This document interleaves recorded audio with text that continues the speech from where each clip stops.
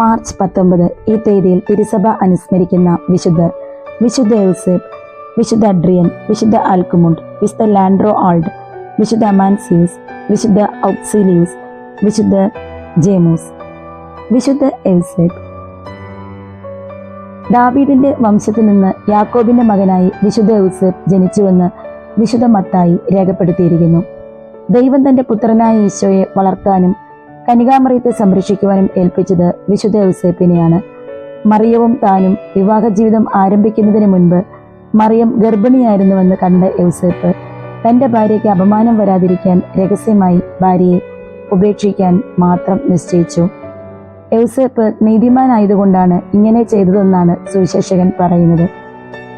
തന്റെ പരിശുദ്ധ ഭാര്യയെ സംശയിച്ചപ്പോഴും ഹെറോദോസിൽ നിന്ന് രക്ഷപ്പെടാൻ ഈജിപ്തിലേക്ക് പലായനം ചെയ്തപ്പോഴും അവിടെ നിന്ന് നസ്രത്തിലേക്ക് മടങ്ങേണ്ട ഘട്ടം വന്നപ്പോഴും ഒരു മാലാഖ വഴി യൗസേപ്പിന് സന്ദേശം ലഭിക്കുകയാണുണ്ടായത്.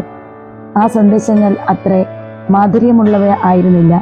എങ്കിലും പൂർണ്ണ സന്തോഷത്തോടുകൂടിയാണ് അദ്ദേഹം അവ നിർവഹിച്ചുകൊണ്ട് താൻ നീതിമാനാണെന്ന് പരിശുദ്ധാത്മാവിന്റെ സാക്ഷ്യത്തിന് തെളിവ് നൽകിയിരിക്കുന്നത്.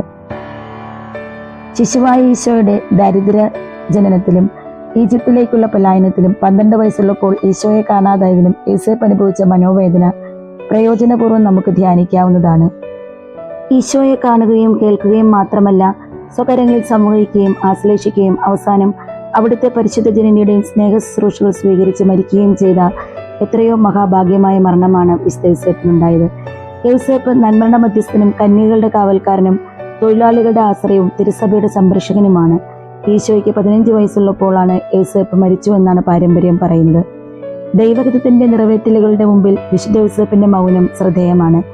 ദൈവഹിതത്തിന്റെ മുമ്പിൽ സമ്പൂർണമായ സംലഭ്യതയോടെ മനോഭാവത്തോടെ ദൈവിക രഹസ്യങ്ങളുടെ ധ്യാനത്തിൽ വ്യാപരിച്ചുകൊണ്ടുള്ള ആഴമേറിയ മൗനം വിശുദ്ധ യൗസേപ്പ് അനുവർത്തിക്കുന്നു.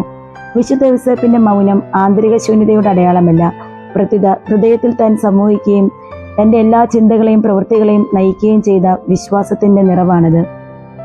വിശുദ്ധ യൗസേപ്പിനെ കുറിച്ച് വേദപുസ്തകത്തിൽ ഒന്നും തന്നെ പറയുന്നില്ല. എന്നിരുന്നാലും യേശുവിന്റെ പരസ്യ ജീവിതത്തിന് മുൻപായി അദ്ദേഹം മരണമടഞ്ഞിരിക്കാമെന്നാണ് പറയപ്പെടുന്നത്. യേശുവിന്റെയും മാതാവിന്റെയും കൈകളിൽ കിടന്നുകൊണ്ടുള്ള ഒരു മനോഹരമായ മരണമായിരുന്നു അദ്ദേഹത്തിന് ലഭിച്ചത്.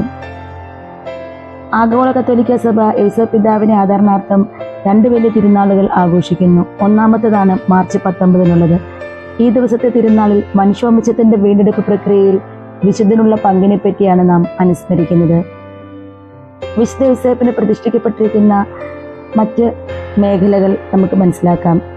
സംശയം, മടി മുതലായവയിൽ നിന്ന് രക്ഷപ്പെടുവാൻ മരാശാരിമാരുടെ രക്ഷയ്ക്ക് വേണ്ടി, മരണശൈലിയിൽ കിടക്കുന്നവർക്ക് വേണ്ടി, അന്യദേശത്ത് താമസിക്കുന്നവർക്ക് വേണ്ടി, എഞ്ചിനീയർമാർ, ഗർഭിണികൾ, കുടുംബങ്ങൾ, പിതാക്കന്മാർ, വിശുദ്ധ മരണത്തിന് ഭവനം നിർമ്മിക്കുവാൻ ആഗ്രഹിക്കുന്നവർക്ക്, അഭയാർത്ഥികൾക്ക്, ആന്തരിക ആത്മാക്കളുടെ രക്ഷയ്ക്കായി, തൊഴിലാളികൾക്ക്, ആശയക്കുഴപ്പത്തിലുള്ളവർക്ക്, ഇവയ്ക്കെല്ലാം വേണ്ടി വിശുദ്ധ യൗസേപ്പിനോട് മധ്യസ്ഥം വഹിച്ച് നമുക്ക് അപേക്ഷിക്കാവുന്നതാണ്. ഈജിപ്തിൽ ക്ഷാമമുണ്ടായപ്പോൾ ഫറവോ രാജാവ് പ്രജകളോട് പറഞ്ഞു, യൗസേപ്പിന്റെ പക്കൽ പോകുവിൻ. ഇന്നത്തെ ആത്മീയ ദാരിദ്ര്യത്തിലും മറ്റ് അവശതകളിലും നമുക്ക് ആശ്രയിക്കാവുന്നത് വിശുദ്ധ യൗസേപ്പിനെയാണെന്ന് നമുക്ക് മനസ്സിലാക്കാം. ആവിലായിലെ വിശുദ്ധ ത്രേസ്യ പറയുന്നു, മഹാനായ വിശുദ്ധ യൗസേപ്പിനെ എൻ്റെ മധ്യസ്ഥനായി ഞാൻ തിരഞ്ഞെടുത്തു. അദ്ദേഹത്തിന്റെ മധ്യസ്ഥത്തിന് ഞാൻ എന്നെ തന്നെ എല്ലാ കാര്യങ്ങളിലും സമർപ്പിക്കുന്നു. ഞാൻ ചോദിച്ചിട്ടുള്ള യാതൊന്നും ലഭിക്കാത്തതായി ഓർമ്മിക്കുന്നില്ല.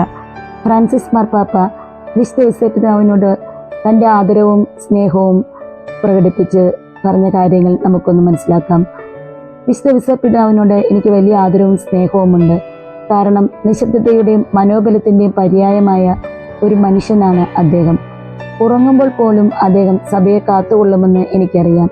അല്ല, അദ്ദേഹത്തിന് മാത്രമേ അങ്ങനെ സാധിക്കുകയുള്ളൂ എന്ന് നമുക്കറിയാം. എനിക്കെന്തെങ്കിലും പ്രശ്നങ്ങളും പ്രതിസന്ധികളും ഉണ്ടാകുമ്പോൾ ഞാനൊരു കടലാസ കഷ്ണത്തിൽ എഴുതി ആ രൂപത്തിനടിയിൽ വയ്ക്കും. അദ്ദേഹം അതിനെ സ്വപ്നത്തിൽ വിചിന്തനം ചെയ്തുകൊള്ളും. മറ്റൊരു രീതിയിൽ പറഞ്ഞാൽ ആ പ്രശ്നത്തിന് ഉത്തരം ലഭിക്കാനായി അദ്ദേഹം പ്രാർത്ഥിച്ചുകൊള്ളും.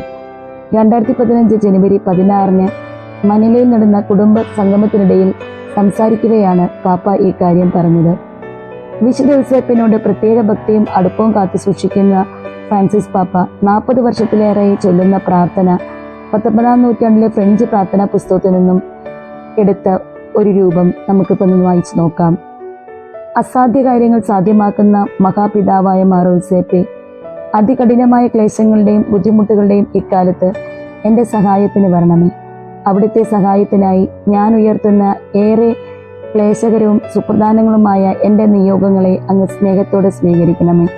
അവയ്ക്ക് സന്തോഷകരമായ പരിസമാപ്തി ഉണ്ടാക്കി തരണമേ. എൻ്റെ വത്സല പിതാവേ, അങ്ങാണ് എൻ്റെ ആശ്രയം. അങ്ങയോട് പ്രാർത്ഥിച്ചിട്ട് ഫലമുണ്ടായില്ല എന്ന് പറയാൻ എനിക്കിടയാക്കരുതേ. എന്തെന്നാൽ ഈശോയുടെയും അവിടുത്തെ അമ്മയുടെയും പക്കൽ അങ്ങേക്കുള്ള സ്വാതന്ത്ര്യം അത്ര വലുതാണല്ലോ. അങ്ങയുടെ ശക്തി പോലെ തന്നെ ഔദാര്യവും അതിമഹത്തരമാണെന്ന് എനിക്ക് കാണിച്ചു തരണമേ. ആമേൻ.